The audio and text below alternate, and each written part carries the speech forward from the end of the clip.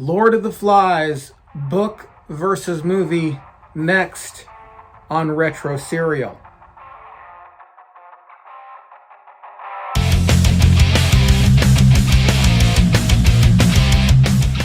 Hey everyone, welcome to Retro Serial. I'm your host, Ian C.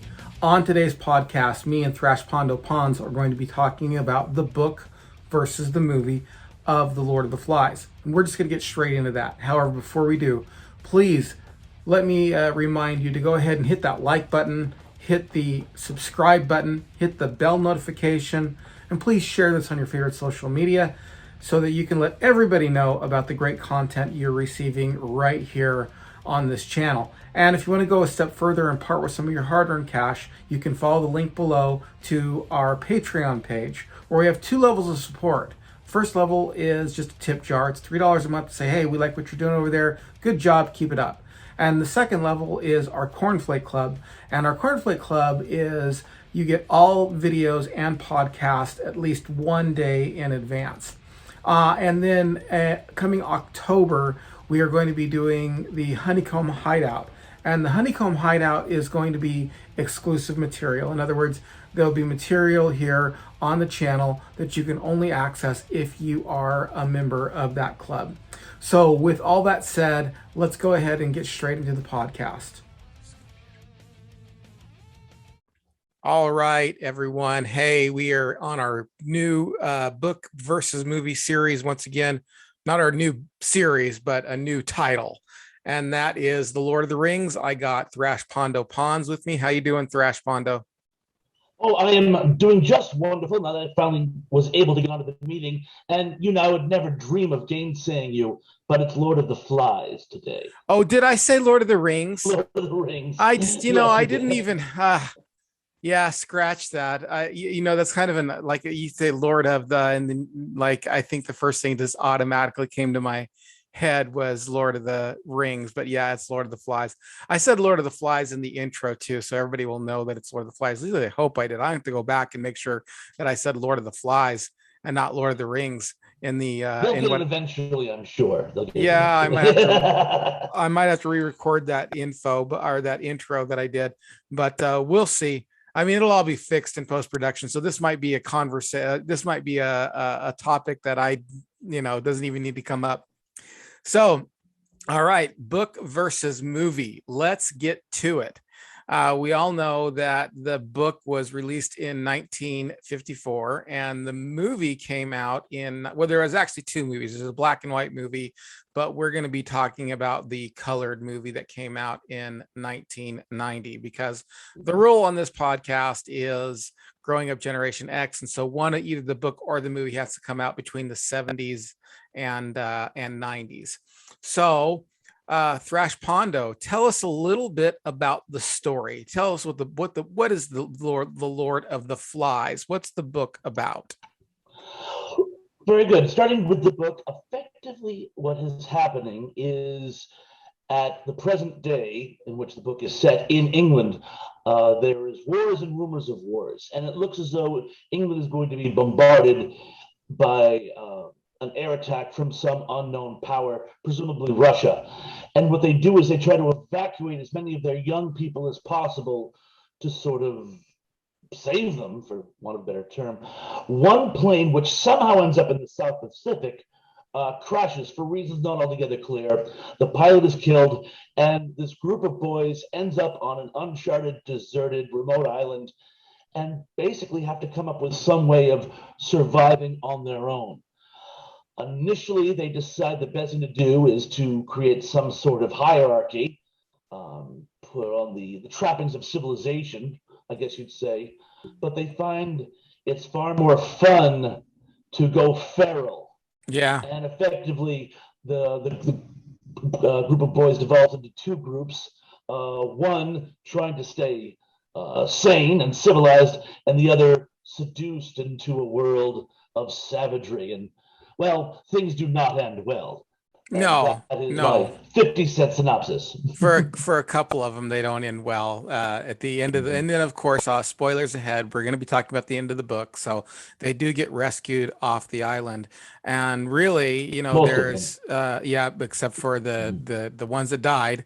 Um, there's the two leaders are Ralph and Jack, and like you said at the very beginning, they really try to hold a civilization, and it's set kind of in a mythical war. It's not, it's World War II, but it's not, it's like a little bit different because there's Well, a I interpreted it as World War III, like oh the early stages of the Third World War.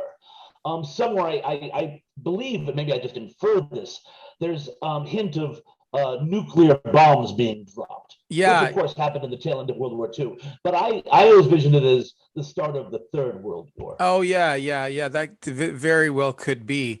And in the cockpit, the Piggy says that before they went down, they said that there was a nuclear explosion or something like that. And so, and actually, the Golden, the author, was told by his editor that he could not say too much about the war and what war it was, and that he couldn't say too much about a nuclear explosion. Like for some reason, I don't know what the reason was, but I heard that he was told by his editors that he couldn't say too much about the nuclear part of it. And I think he wanted to actually say more. So I think you're right. I think it probably would have been set probably more in the future. And then the two tribes, of course, are Jack and Ralph. Ralph at the beginning when they're trying to be civilized, and these kids have this the very beginning of the book has them have this conch, this shell that you blow into, and that and whoever has the conch has the right to speak. So they're trying to be civilized at first, but then Jack, well, what does he start to do, my friend? Well, initially, and this is Jack's actually one of the most interesting characters in the entire book because initially well, of course, he's the head of the choir boys, and there's an implication that he is of, shall we say, very noble birth. England still has a very strong caste system, even to this day, and the implication is he thinks that the cream should rise to the top and he should naturally be leader. But when Ralph is elected, he kind of swallows his pride and stiff upper lip, can't be helped, and basically signs on as Ralph's right hand man and head of the hunters.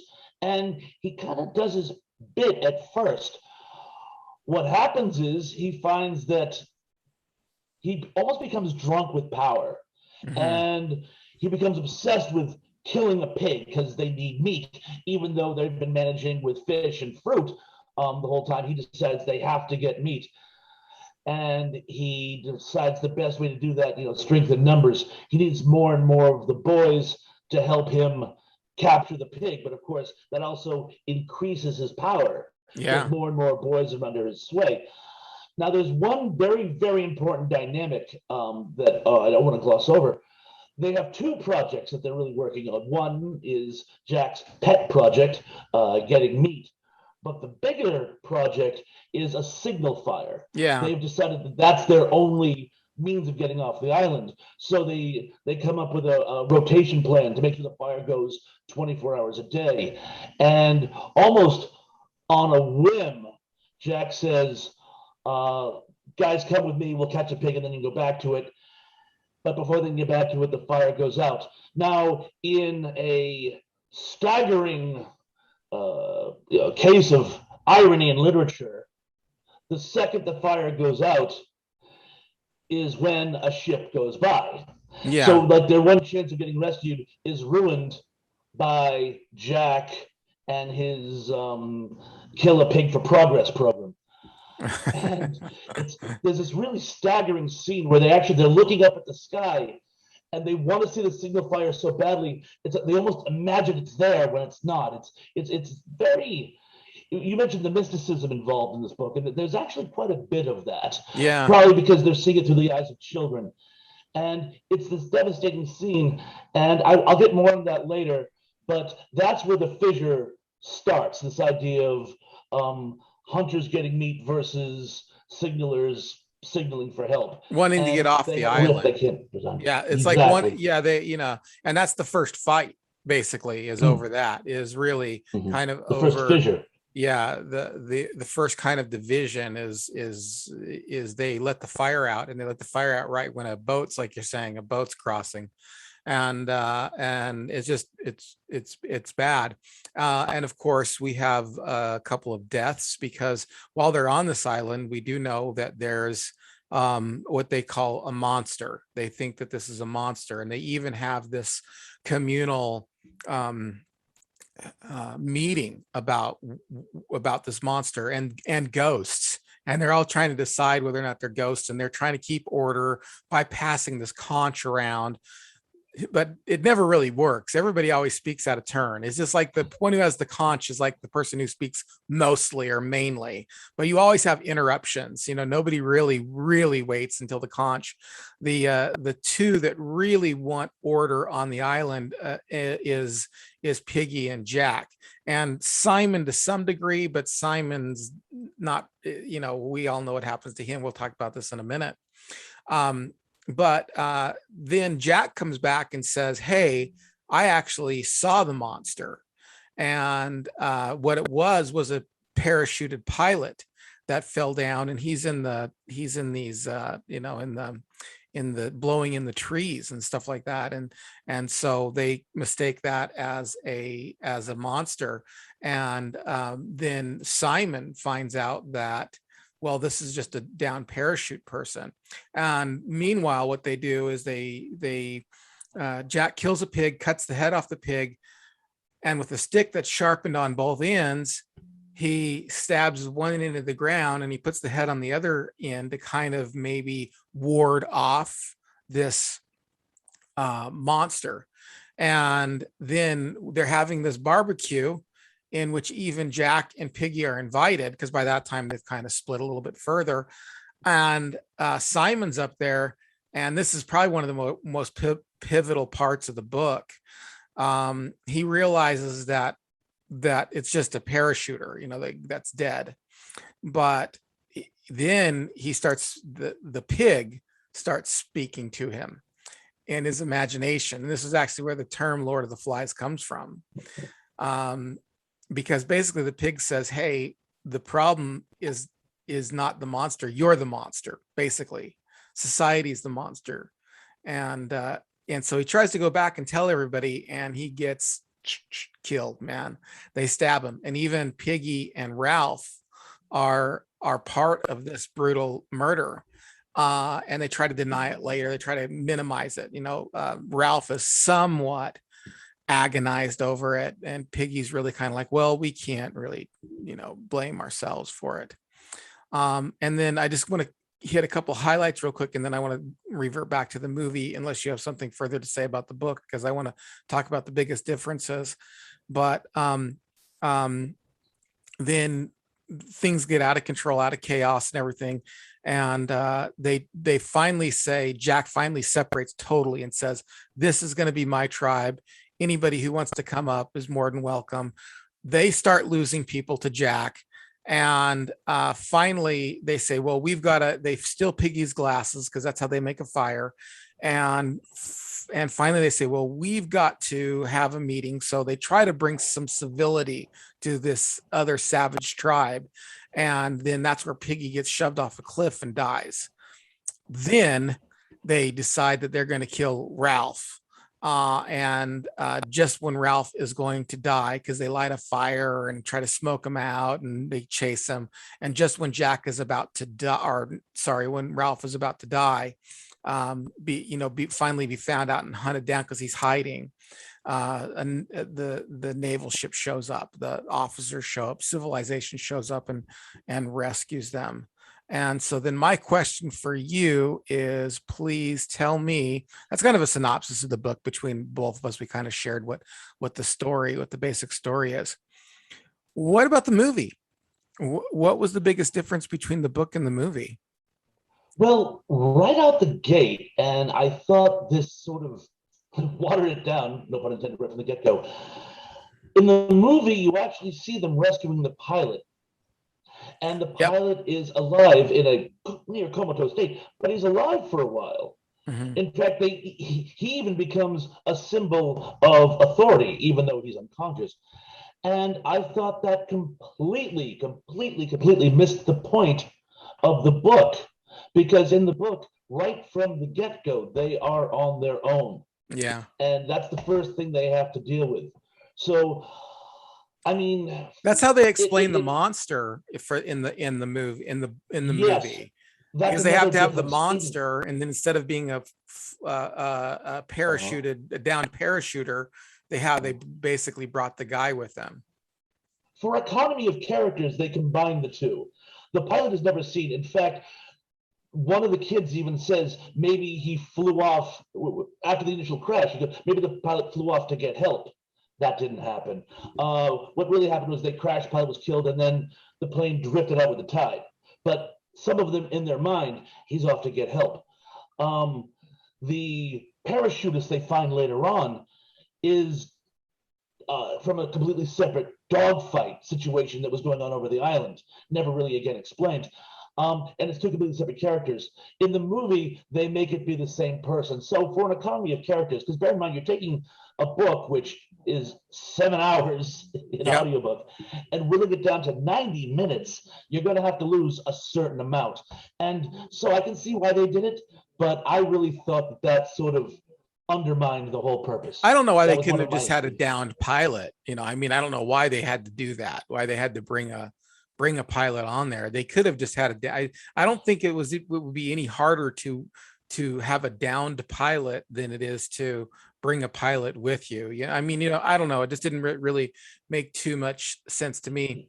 Yeah, I don't know why they did it either. And I felt it was a bad choice. Yeah, one of the differences too was they tried to pinpoint it to the modern time too, instead of kind of like an unknown time.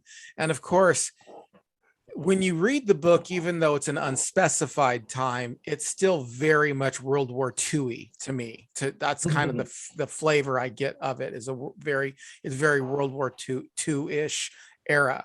But the movie brought it into the modern times, and they even had a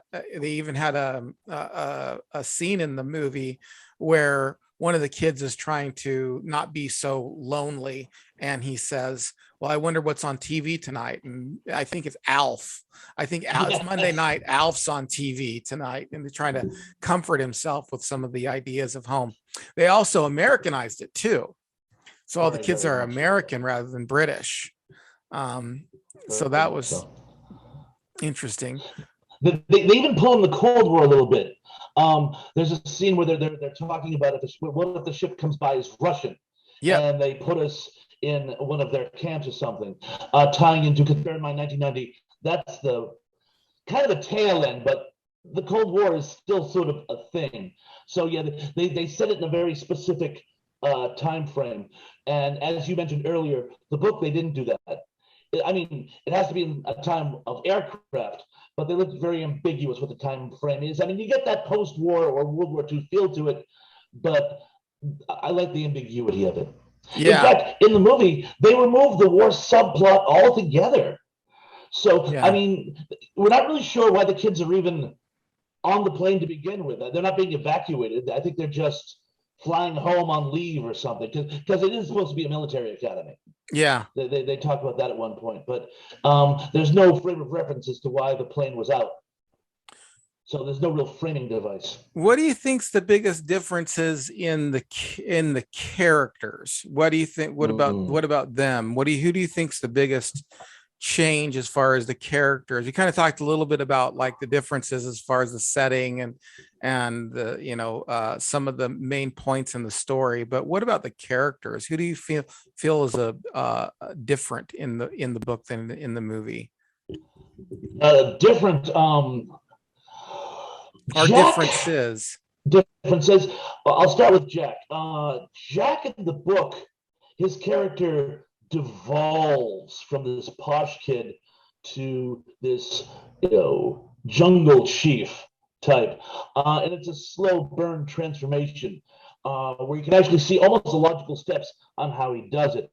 In the movie, he just sort of cracks, Yeah. It's almost like Caligula with his coma. He just bam, one day he's a savage. And I mean, there's some implication that he was always your bad boy type, but the transformation is almost instantaneous. And I thought that was unfair because it really sort of minimalized his character. But one of the biggest character differences that I saw, and I know he's a secondary character, so I can see why they may have done it in the film, was that of Roger. Yeah. Yeah. I mean, Roger, he's sort of the right hand man, bad guy for Jack. Uh-huh. In the book, it's almost like he's a serial killer to be. There's Yeah. this great scene where the kids are all horsing around and some of them are swimming in the bathing pool, and he starts whipping rocks at the little kids. And Yeah. he keeps getting closer and closer, trying to see how close he can get Mm-hmm. and getting this glee out of it. And it's almost like something that you would get out of one of those serial killer shows where, like, well, this is how he got started. Right. Um, and you hear horror stories about, because bear in mind, it was an English boarding school in the book. You hear horror stories about how, because they were so, I don't, repressive is not the right word, but they were so disciplined and had to be just so. Oftentimes, these violent tendencies sometimes came out in the form of bullying. I don't know about serial killers, but Roger I thought was a very complex character for a secondary one, and I Mm. thought that was completely omitted in the film. Yeah. Yeah. Well, he's the one who kills Simon's pet. Simon kind of adopts a lizard. Lizard, Yeah, a lizard yes. in the movie. It's not in the book at all, but in the movie, Simon kind of adopts a lizard, a gecko or something like that, a chameleon, I think, as some kind of pet. And it's Roger, when they're about to go on a hunt, says, "Well, we ought to practice on something," and knocks the lizard out of his hand and stabs it, which is a little bit of foreshadowing because Simon is the one who dies as well as a little bit of, but yeah, you're right. And then Jack too. Yeah, there's not as much of it. As a matter of fact, there's a line in the movie where they're talking about Jack, and they basically say that he's in that school because of some behavioral issues beforehand, where instead of being a proper pristine boy who devolves into a savage, it was always like he is kind of a savage already, and it's just kind of, he gets released a little bit more. And in the book, the devolvement of him has to do a lot with the disagreement, but also when he paints his face. Remember that top part of the book? Yes. Yep. He feels, the writer says, when he painted his face and he could cover his face up, he felt liberated, is what the Golden actually says. One of the biggest differences to me in the book versus the movie, as far as character is concerned, is Piggy himself. Piggy is much more in the book a victim of his own, like his himself. He's more of a victim of himself, and he's very much more picked on in the movie than in the book. But he kind of brings it on himself to some degree. He's very, very wimpy. And he says at the very beginning of the book, "Well, don't call me Piggy," which is, for school kids, that's like saying, "Call me Piggy." I know. And I find that was a big difference there. He is picked on in the movie, but he is kind of writing his own script of being picked on in the book. He really kind of is a whiny kid. He's not brave enough to do anything. He doesn't want to be left alone ever, and he seems to just be much more of a victim of himself, inviting, not that bullying's ever justified by any means. It certainly isn't justified, but it's more like he's inviting this bullying on himself to a degree because He of the puts way. himself on the radar. Yeah, he Yeah. puts himself on the radar as the person to be bullied. And so I noticed that with the one of the biggest differences between the book versus the movie. Let's talk a little bit about the heart, which I only briefly scattered over. for a minute. And I really think that the heart of the movie, well, to me, and I don't think I'm alone in this, but the heart of the movie and the book, let's say the book for sure, the movie maybe, is Simon's conversation with the Mhm. pighead. Mhm. Give me your take on that. To fill us in a little bit. What do you think about that whole situation? Well, it's almost surreal. The funniest thing about Simon is that he's the closest thing the book has to. There's always that character that you're supposed to identify with, the one that it's he is the audience in the depiction of the work, and I've always felt Simon was sort of he's not so much the voice of reason, but he's the one whose eyes we were really supposed to be watching this from. Like you find at the end that he's the narrator, even though he dies during it. So like Joe Pesci in Casino. So what when he sort of devolves and and it's a number of things. He devolves, through the decline in society, the fear of the beastie. But when he talks to that pighead, by this point, he's like so far gone. Mm-hmm. He's not sure what's real and what isn't. Yeah. And when the pig his head talks to him, and as you say, it's a very sort of chilling speech. But effectively, what he's saying is, you think I'm the monster. Well, you're the monster. And Mm-hmm. it's sort of the message of the whole book. And Simon himself is having trouble even articulating that. Like, Mm-hmm. he's in his mind, it's almost it's too much for him to process. Yeah. Hence the eternal voice. And in reality, he's probably just suffering from heat stroke.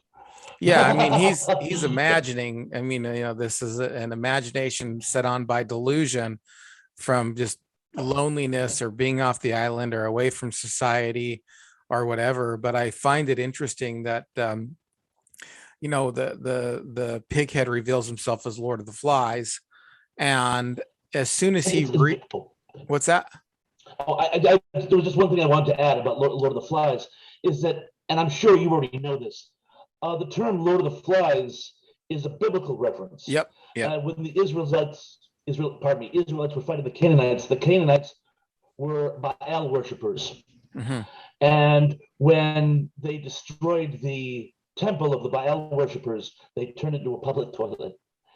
And of course, as you know, latrines bring flies. Uh-huh. So the term Baal Zebul, Yeah, later changed into Beelzebub, another word for the devil. But Beelzebul roughly translates to Baal, or false god, yeah, of the flies. yeah. So There's actually now some in this ambiguity too between if it's Lord of the Flies or Lord of the Dung Heap, because flies are so associated with dung heap that it's like it can be referred to both. Like if I point at something and I say, if I point at a dung heap and there's flies all over it and I give it a name, you might not know if I'm talking about the dung heap itself or if I'm talking about the flies. And it's like all kind of one, it's all kind of one word in Hebrew, so it's a little bit more difficult to distinguish. In older like the King James, of course, they call it the Lord of the Flies. In more newer translation, they call it the Lord of the Dung Heap. So anyway, but yeah, I mean, yeah, you're right. This biblical term, and very interesting. They turned it into a latrine. The point, the one thing that I really got out of it too is that as soon as Simon realized who the true monster was, he got killed off, and it's almost like an awakening. It just reminds me, it's just like it's almost like society can't handle people who can really see things the way they truly are. They want to. It's very like something out of Socrates the Cave. Yeah. When the man learns the truth about there's more to life than just this cave, when he goes back to tell the people, they kill him. Yeah. So yes, I think you're right. I think it's like the little expression, you can't handle the truth. So yeah, there's a very it's very synchronistic, right, that Simon is killed just at a time where he has this awakening. And who is he killed by? The one who is forbidding the awakenings, the one who actually wants to go tribal. Yeah. Jack with his hunts and his war games and his Mhm. face painting. And he wants to bury the truth as far down as he can. He doesn't even want to get rescued. He's Yeah. decided he likes the island. Yeah. Well, the other thing too is he is killed by Jack certainly leading the charge, but but everybody participates, including Piggy Piggy and Ralph. and Ralph. And then later Ralph and Piggy kind of feel, especially Ralph. Ralph really feels bad about it, but Piggy kind of makes excuses. He kind of says, well, we didn't know, it was dark, we were all scared. Well, Ralph was like, I should have done something, I should have stopped them. And he says, I don't know what came over me. And that's that crowd psychology thing, that where if everybody's rushing towards something, it's almost hypnotic, where you kind of do the same thing. You can get yourself into these worked up states, and that's what they were in. And there was just kind of this where reason gets, pushed back. And The so herd mentality. yeah, and that's actually a real thing too. That's actually a real phenomenon where people kind of go into a hypnotic state and do things. That can be overridden, by the way, but that does happen. But it's interesting to me that everybody participated. Once Simon comes to this awakening, everybody participates in his death. And I don't know if that was, for me it was symbolic, but I don't know if the author intended that. You know what I mean? I don't know if the author intended that to be part of it.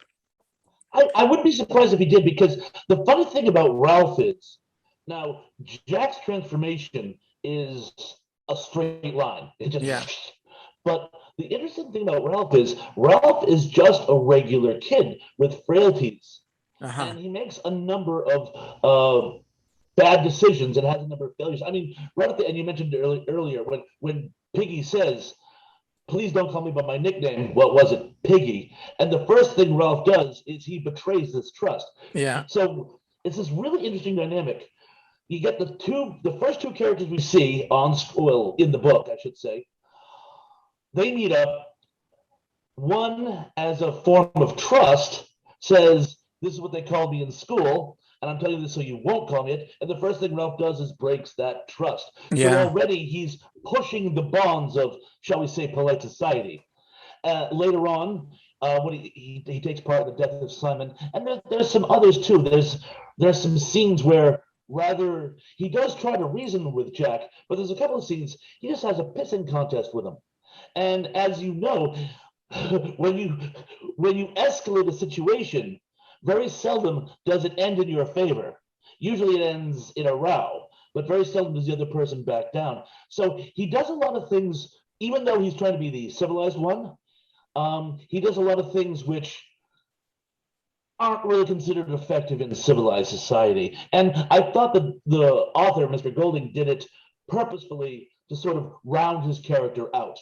Yeah, he's not a flat character, and I think that was really good because he isn't flat. It's not as though he's the 100% good guy and Jack's 100% bad guy. He's got struggles within himself too that he succumbs to in the murder of Simon. Yeah, in the murder of Simon. And good pointing that out. Yeah, he is the one who at the very beginning kind of betrays his trust, and he's just like, he's just he's got problems himself. Well, okay, so what about well, I was going to say one of the biggest differences too in the book versus the movie is the book really gives a sense of like they're on this island for a while. There's days and stuff going by where they're coming to grips with certain things. There's a passage in there that talks about them thinking they're seeing things on the water, but Piggy says, no, that's just a mirage. And how he really actually leans on Piggy for a reason. He says Piggy's kind of the voice of reason in all this. And one of the scenes in the book that you can't transfer over into a movie, so I know why they left it out, was before they're going to have one of these big meetings. Jack is kind of, or not Jack, sorry, Ralph is agonizing over what he's going to say and trying to think about every single point, because they've devolved to some degree. The fire's not going, people are going to the bathroom everywhere there. And he really kind of gets an idea of what everybody else in the group kind of does and what they're about. And that there's the little ones in the book, and then the older kids. And for me, that was a neat part of the book where he's going through, okay, well, Jack's got, he's good at hunting, we need him, and Piggy's good at reasoning, and I need him. And he's kind of going through this mental process before he goes into this big meeting that he's going to have to try to straighten things out, because things are just kind of devolving. But the book basically points out that they're on the island for a while. This isn't just a week or two. It seems like it's a few months at least, the very least. Their hair's all growing out. They can't keep it out of their eyes. And yeah. It's been a series of months at least. Yeah. So what about similarities between the book and the movie? What do you think as far as the similarities are concerned? What are some of those? Well, it was about a group of boys trapped on an island.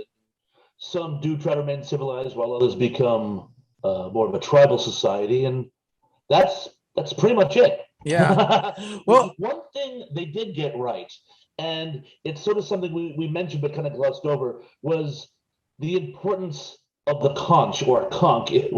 Both are acceptable, but I believe shell. One of the things I'd love to point out is I spent some time on islands years ago, and I love how when they pull the shell out of the water, it's this perfectly bleached, pristine, crystal clean thing. When you actually find a conch shell in the ocean, it's just encased in crud. You have to scrub it and bleach it and clean it and soak it to get it nice and clean like that. And usually it has a really nasty gouge along one of the upper rings, because sea turtles, it's their favorite food. And the way they get the conch is they chip out there, cut the part that's holding onto the shell, and then just pull it off so they can eat the conch meat. Little bit of conch history there for you. They're actually very tasty too. But when they find the conch, the first thing they do is, well, we need to find out who's on the island. So it's a form of communication. They blow it, it makes a noise, the kids all come, and then it becomes the symbol of their society. It's almost like, I hesitate to use the cross, I'm afraid that might be sacrilegious, but just like the Bill of Rights, or it becomes their symbol. Yeah. Like here we are, we're the people of the conch, and right. You know what? Whoever holds the conch, they're running the assembly until they yield it to somebody else, like the Speaker of the House or whatnot.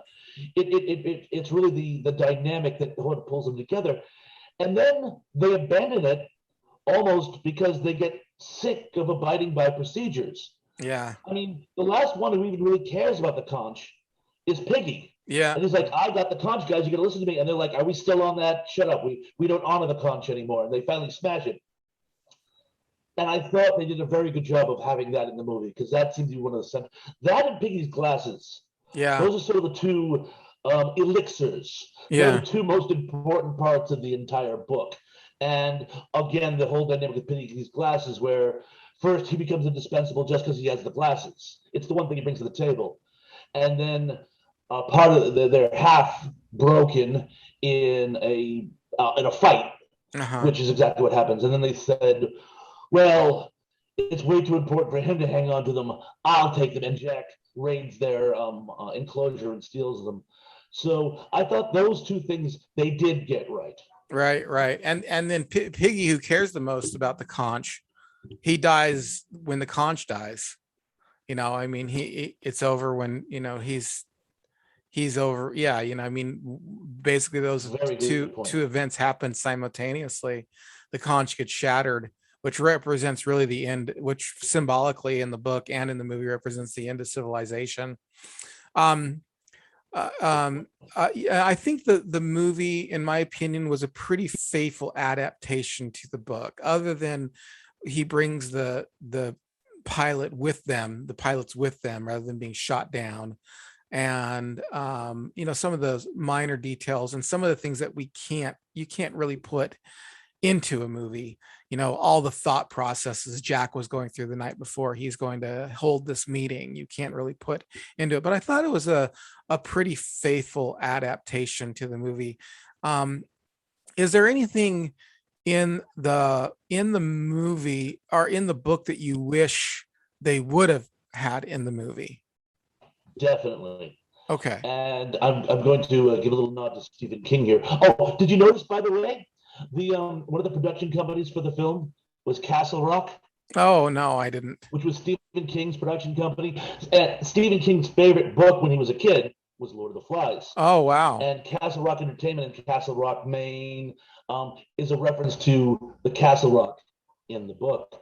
And well, of course, as you know, when the hunters leave, they go to the Castle Rock, which is sort of this outcropping of rock on the other side of the island, which, due to erosion and continental drift or whatever, it forms a sort of natural defensive enclosure with a Mm-hmm. very narrow gap that comes up, which is where they manage to trap Piggy. Yeah. Because at the base, it narrows, so it's like a natural funnel, and they roll the rock down, of course, kills them.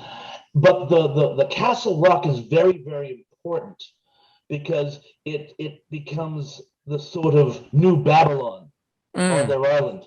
When the Wow. when the hunters leave the landing, Conch landing, whichever we want to call it, and then they go off, they go to this. Now the initial the assembly area is more like a town. It's more of like a place of reason. Where do they go? The castle. They're mobilizing for war, Mm. and it becomes the sort of the seat of the hunters. And I'm presuming they left it out of the movie because it was described so specifically in the book. Um, you find it very difficult to find location shots where you found such a place. Nowadays, they'd probably do it with CGI. Yeah. But I thought the whole Castle Rock angle was minimalized in the book. I mean, in the movie, and it's a pity because it was one of my favorite features, and Stephen King's too. Yeah. Yeah. I didn't know that. That's very interesting. That's where Stephen King got Castle Rock from. Was from from that part of Lord of the Flies. Huh, interesting. Yeah, I mean there were similarities. Were there things in the movie that weren't in the book that I wish were in the movie? One of the things that was interesting, because of course, I saw the movie first a long time ago, and I did see both the black and white version and the colored version, or the more modern version. Not that the modern version is a colorized black and white. That's not how it is. But in the book, or in the movie, when they get rescued finally, um, it's pretty much over. Where in the book there's a little bit of a postscript because the guy's asking them, well, did anybody die? Because I always thought about that. I'm like, well, how are you going to explain this now when you get off the island? I mean, how are you going to explain, well, yeah, that guy right there is a psycho, and that's that guy there is psycho number two, and they killed these two kids. I always wondered that. But in the book they actually have a bit of a conversation, which I kind of wish would have been held over in the movie.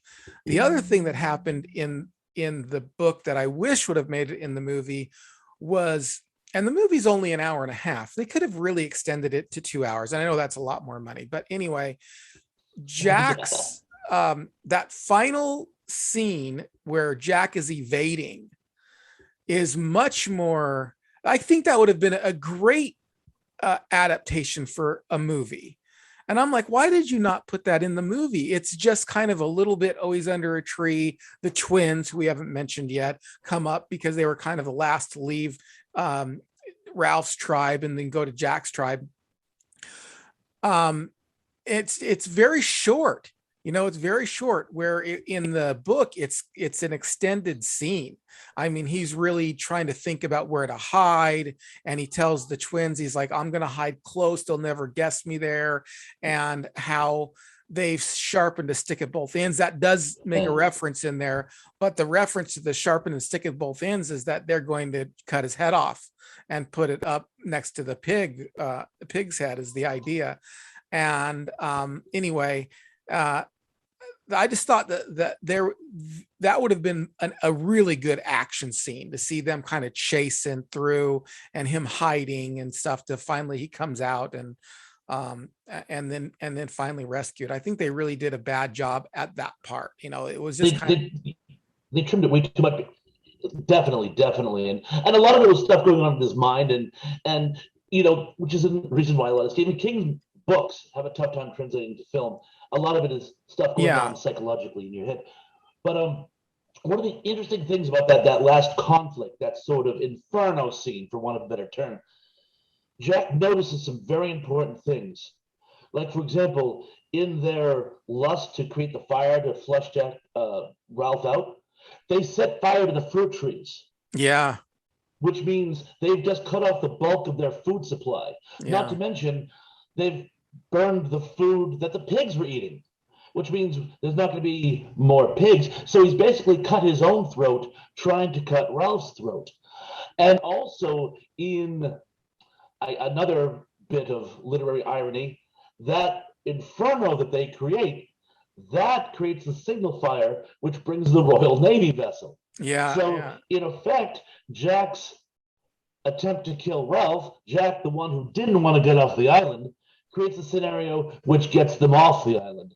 And I really think it was minimalized in the film. I couldn't agree with you more. Yeah. I think it could have been a good action scene. Now, I know you can't really translate what's going on in somebody's mind unless you actually, have some dialogue or something like that somehow. But as far as like a chase scene goes, it could have been really action packed, him hiding behind a rock, him hiding close, them coming by, him trying to stay low. It could have been a suspenseful movie, action packed part of the movie. And it just didn't happen. It just kind of fell flat. Almost like a Rambo sequence. Remember in First Blood where he's hiding in the woods in the different places? Oh yeah, something like that almost. Yeah. Oh, I can definitely see that. One thing I am kind of glad they omitted, and I'm gonna have to disagree with you here. Well, I was going to ask. This was going to be my question. Was there anything that they did omit that you were happy about in the movie? So that's the other question. Go ahead. Your timing is perfect. I'm gonna have to disagree with you. I thought the little exchange with the Royal Naval officer, I thought that was superfluous and unnecessary. I thought, clearly there's going to be a lot of explaining involved, and clearly there's going to be a lot of soul searching. And one of the things during that whole chase scene, Ralph stabs a couple of those hunters with a spear. Yeah. We don't know if any of them died too. Yeah. So he's not even sure if he's killed anybody, Sybil said Simon. So there's going to be a lot of unraveling and unpacking. And in the movie, they just sort of burst into tears. Uh-huh. One of the things I thought was like, and I'm going to borrow from the 1963 film for just a minute, just because even though it's not inside here, but I like how they did it. The little boy who every time they talk to him, he gives it like he's giving his name, rank, and serial number. He gives you his full name, his address, his phone number. He just rattles it off because that's what his parents taught him to do. None of the boys can speak to the naval officer when they see him. But this little boy walks up and he goes to, my name is, and he can't think of anything. It's all gone. Yeah. It's just all gone. And I thought that was very well done. I'm going to go way off topic here. I'm just going to ask a quick question. Did you ever see the old prison camp film King Rat? No. Nuh-uh. Spoilers alerts here. It's about a group of Allied prisoners in a Japanese POW camp. And in the last days of the war, they get liberated. And a British paratrooper, played by a very young Richard Dawson, is the paratrooper that goes in to sort of to organize them and get ready to, be taken out of the camp and back into civilization. And when the prisoners see him, they all just kind of, they blanch and they all just kind of run away. One of them even says, I can't deal with you. He's too real. It's almost like once civilization came back, it was too much for them. So I pictured it as how in the movie how they would basically just sort of go blank. They would have like just a little meltdown and be unable to communicate. And I thought, Ralph's attempted exposition, it didn't work in my opinion. Yeah. Okay. That's just my Yeah. 2 cents. Yeah. Um, Mhm. anything about the movie that you did like that wasn't in the book? Something I liked in the movie that wasn't in the book. Did I ever ask that question? I don't know. Maybe in a similar fashion, but we can always rehash. There's no problem with rehashing. Um, One thing I did like about the movie, or I thought was interesting, was the fact. Now, of course, it kind of minimalized the conch bit. They kind of show up together. They have that inflatable raft, which they all sort of gravitate to and go Yeah. into the lagoon that way. Now, of course, the whole point of the conch is it brings them together, so they're already together. But one thing I couldn't figure out is, so they have this big inflatable raft. Would they have not found some other use for it after they got Yeah, to the no island? kidding, right? Hide under it, use it as a shade. Exactly. Any number of things. Use it to store water. Any number of things, and they Yeah. didn't. I thought it was a neat angle. It just didn't go anywhere. Yeah. The one thing that the movie tried to do that really wasn't in the book at all was they tried to make Jack and Ralph friendly at first. And even though kind of friends, there's that scene in the movie where they're walking along the beach and they're giving each other a hard time, like they're kind of buddies. And in the book, really, they really don't even know each other before this or whatever. They're really not, there's no camaraderie that's broken. But in the movie, there seems to be a hint at some camaraderie that's broken between the two, which in the book, there's nothing. I would have liked to have seen a little bit more of that. That would have been kind of fun it would have been more dramatic to have the two split if there was more camaraderie between the two of them. All right, so let's get to it. Let's get to this the final kind of questions here, and that is, book versus movie. You got it. If you had to choose one, what would you choose? You're gonna find this hard to believe. I would pick book. Oh, that's hard to believe. I'm team book on this one. Are you team book? I almost always am, but I'm definitely book on this one. Yeah, I'm team book on this one too. As I kind of read these and I see people saying, "Oh, the book was way better than the movie," I'm slowly going over to that side. However, I do have to say this about it. This kind of sways my opinion. I don't really like the movie. I mean, it wasn't like the movie was some great movie to begin with. So it's not like the book had like an uphill battle to fight or anything like that. I just really wasn't, even when the movie came out. I mean, I saw it when it came out and I hadn't seen it until the rewatch of it recently, just to do the podcast. I wasn't a fan of the movie. So the book has it all over the movie. I thought the book was much better. I didn't really love the book either, though. It's not like I really loved the book. It was a good book. It was a good read. Will I ever read it again? Probably not, unless I'm on some other person's podcast that does book versus movie and I need to brush up on it.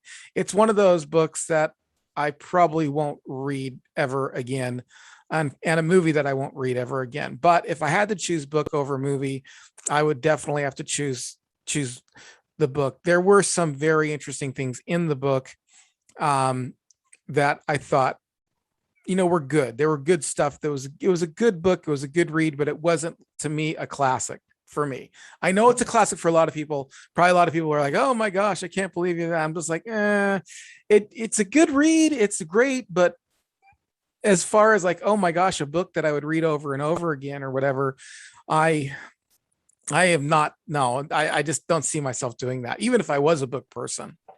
It was actually, it holds a special place for me. It was the first book I read as an elective. It was the first novel I read that wasn't assigned to me by a teacher.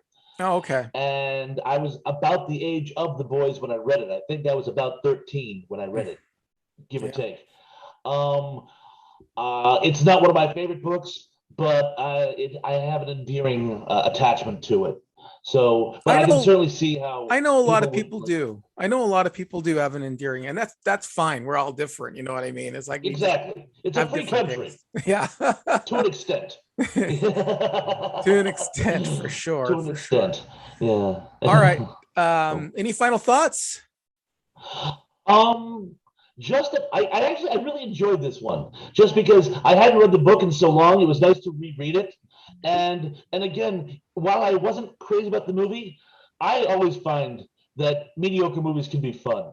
So I really enjoyed preparing for this one. Yeah. And I will have enjoyed preparing for the next one very, very soon. And just so everybody knows, unless something happens, I'll just let everybody know right now. The next one is going to be The Way of the Peaceful Warrior, which is a book that I've read multiple times. So I read it once, but multiple times. Oh yeah, multiple times. Yeah. But we'll talk about that when we get to it. But if people want to get out there and read the book and then watch the movie, Peaceful Warrior is the name of the movie, you're always welcome to join us in our journey in talking about the book versus the movie. Thrashpondo Bonds, please tell people where they can get a hold of you on the interwebs. You can find me on my content channel here on YouTube. It's Thrashpondo, capital THRASHPONDO, capital PONS. And I got to thank you, by the way, Mr. Ian. I've been getting a boon in subscribers by being on your posts. And I want to thank you. And to all you future subscribers, I want to thank you in advance. Now go and do it. Yeah. Thank you. Yeah, right. And then you're always welcome to join both of us most Monday nights over on the YouTube channel, Retro Serial, where we're going to be doing some we do live videos over there.